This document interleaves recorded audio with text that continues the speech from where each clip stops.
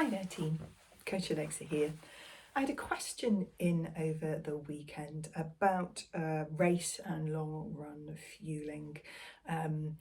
Three different factors that were at play with this particular runner: amount of fluid, amount of fuel, and amount of caffeine taken on board during a race. So I thought I'd do a slightly longer video today, just talking through some of that, and it will be a bit of a combination of. There is some science, particularly around fueling, that gives us some good guidelines. They're quite broad guidelines though. So I'll talk a little bit through that. I'll give maybe one or two kind of personal examples. And also I will talk about the best tactics for finding out how everything should balance out for you. So science, as I've said in previous videos, is absolutely brilliant at giving us the kind of averages. You know, the better the study, the more people take part in it. So it will give you a good average or a good range for different metrics around your performance, your fueling, your training, whatever it might be. But it's worth always bearing in mind that we are all experiments of one. So where we sit on that scale of results that they might have seen in that scientific study might not be in that average band.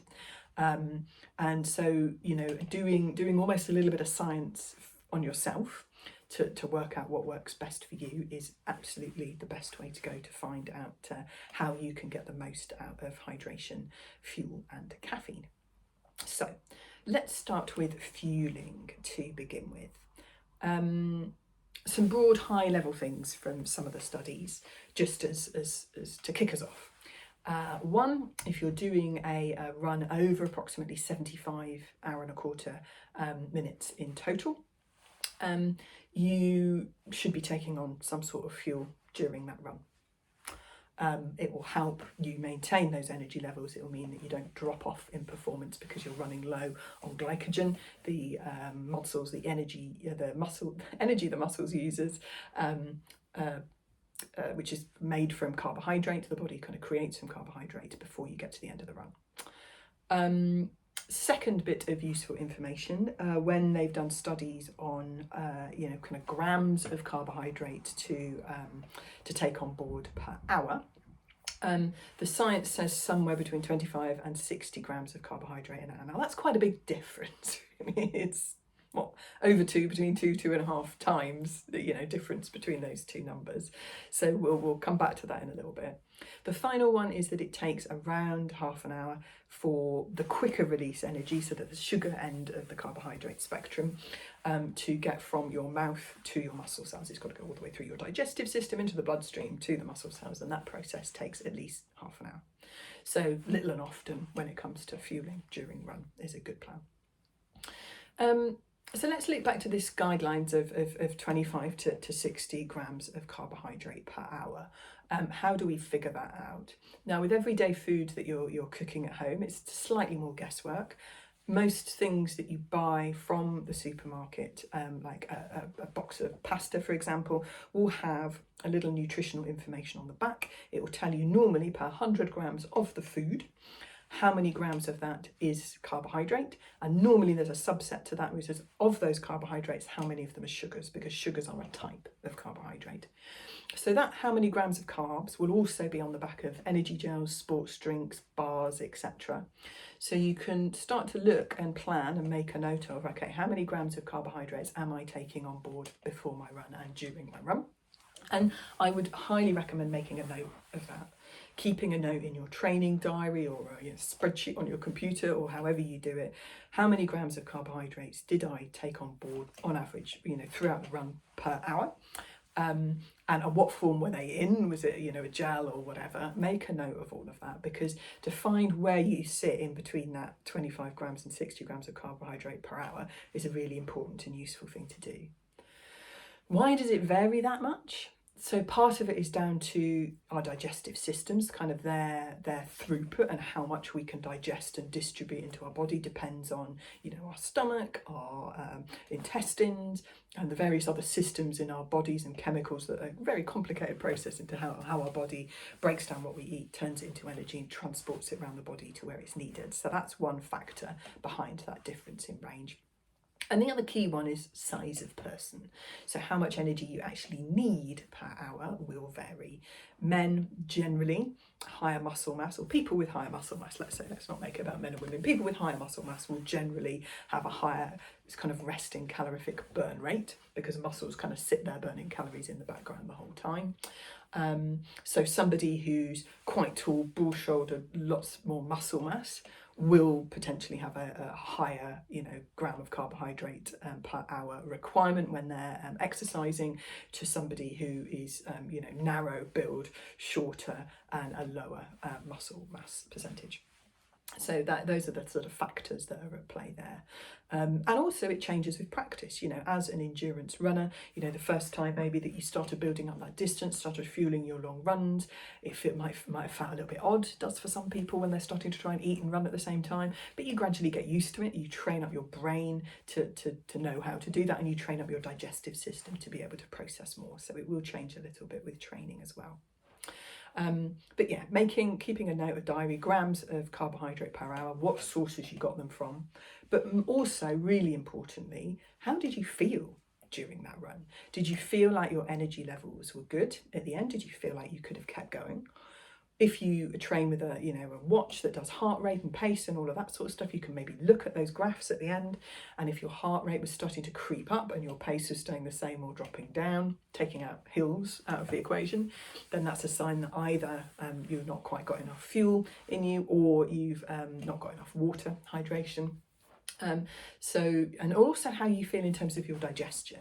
So as an example for myself, energy gels, give you that carbohydrate, that sort of simpler end of the carbohydrate spectrum that you need. My stomach doesn't like them. So if you're feeling a bit at the end of a run, then what you've eaten is probably, even if it hits the grams of carbohydrate tick box, but it makes you feel a bit nauseous, probably not the fuel for you. So let's have another think now, moving on to thinking about hydration. So this is, in its simplest, easiest form, water.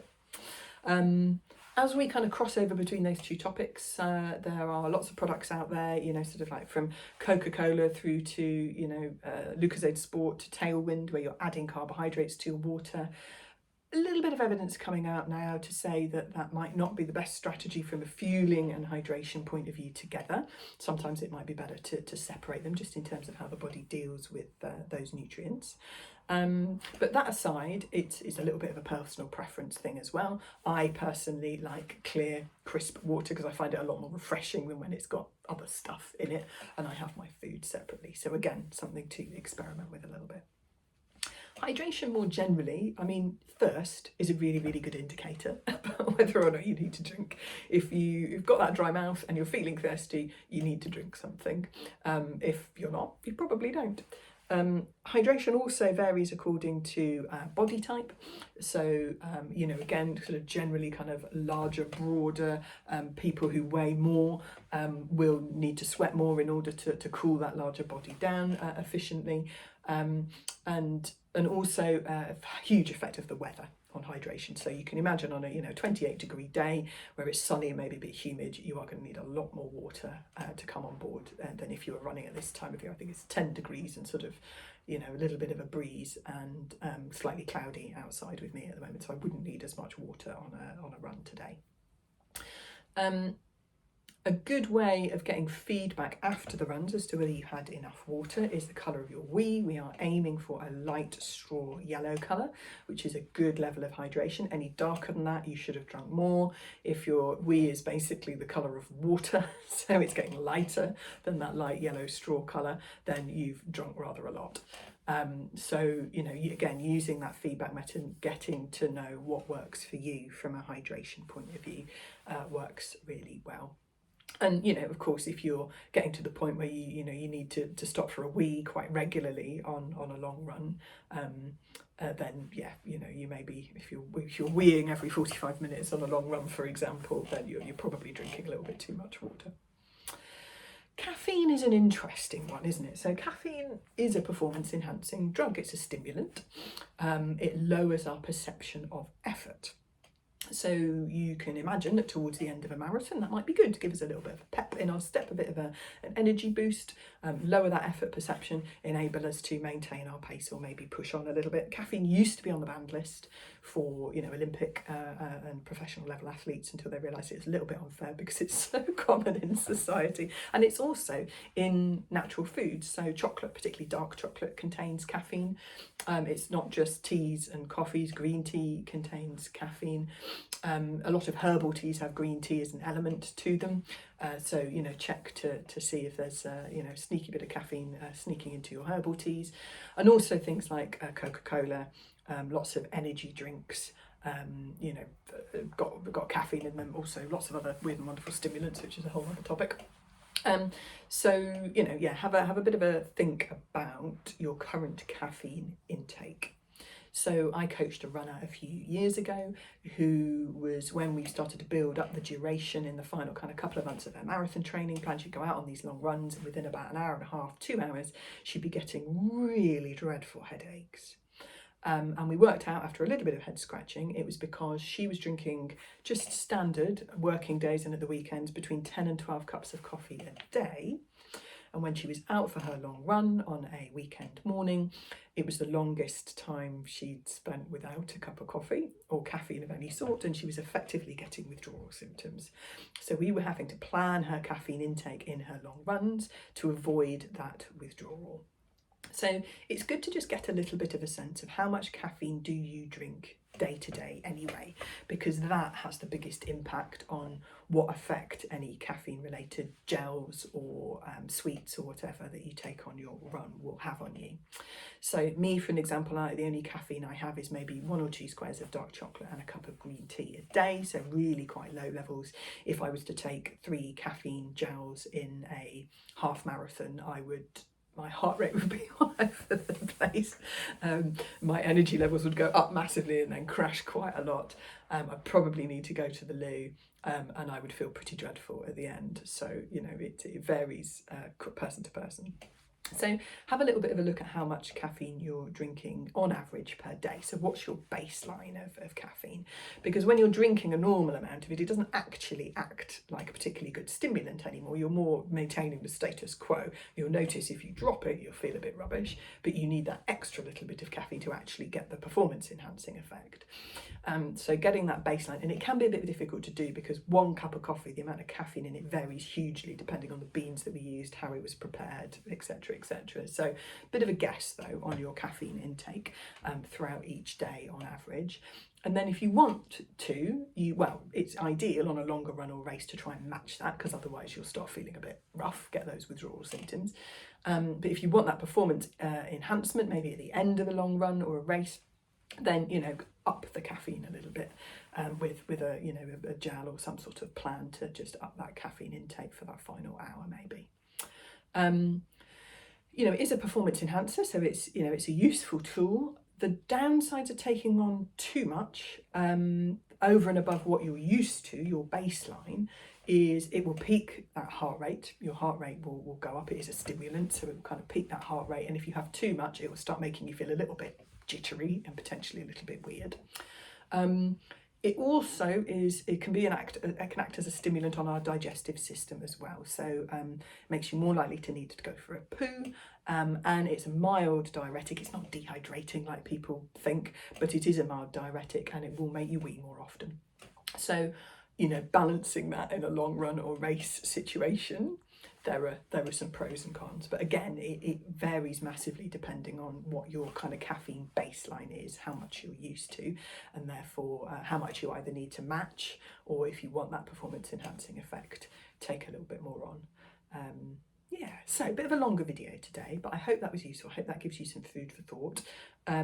Keeping that diary across all 3, you know, how much, what did you have, how much and when, food, drink, caffeine if appropriate. Really, really useful, because that's how you find out what works best for you as an individual. And if you want some help and support on figuring all of that out, then don't hesitate to get in touch. Happy running.